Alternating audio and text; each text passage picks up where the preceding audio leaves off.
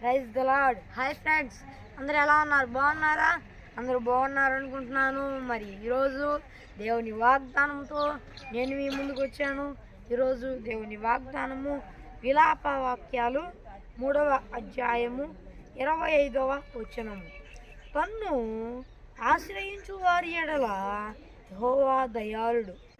Friends, మరి ఈరోజు దేవుని వాగ్దానం ఏం చెబుతుందంటే, మరి ఆయన్ని ఆశ్రయించినట్లయితే మరి వారి ఎల్ల మరి ఆయన దయాళుడని దేవుని వాక్యం అయితే సెలవిస్తుంది అన్నమాట. మరి దేని విషయంలో కూడా భయపడాల్సిన అవసరం లేదు. ఆయన మన పట్ల దయ చూపుతా అని ఈరోజు వాగ్దానంలో చూపుతున్నాడు.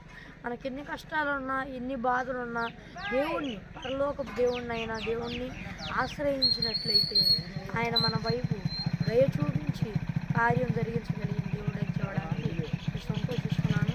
ఇది ఫ్రెండ్స్, ఈరోజు వాగ్దానము. ఈ వీడియో నచ్చితే వీడియో లైక్ చేయండి. మరి చిన్న ప్రార్థన చేసుకుందాం. పరలోకమందున్న యేసయ్యా నీకు స్తోత్రం ప్రభువా. దేవా నాయన యేసయ్యా నీకు స్తోత్రం. దేవా నాయన నిన్ను ఆశ్రయించు వారి నువ్వు దయ చూపుతావని ఈరోజు వాగ్దానం సెలవిస్తుంది. దేవా నాయన మాకు ఎన్ని కష్టాలున్నా, ఎన్ని బాధలున్నా మేము నిన్ను ఆశ్రయించి దయ పొంది కృపను మాకు దయచేయి.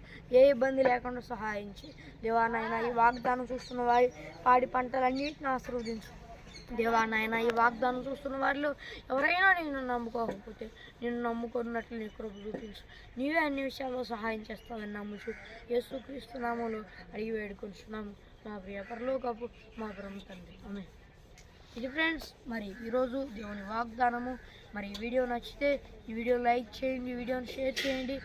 మరి ఒక దేవుని వాగ్దానంతో మళ్ళీ కలుద్దాం. అంతవరకు దేవుని కృప ఆశీస్సులు అందరికీ తోడైంది నడిపిస్తుందా. ఆమేన్. Praise the lord.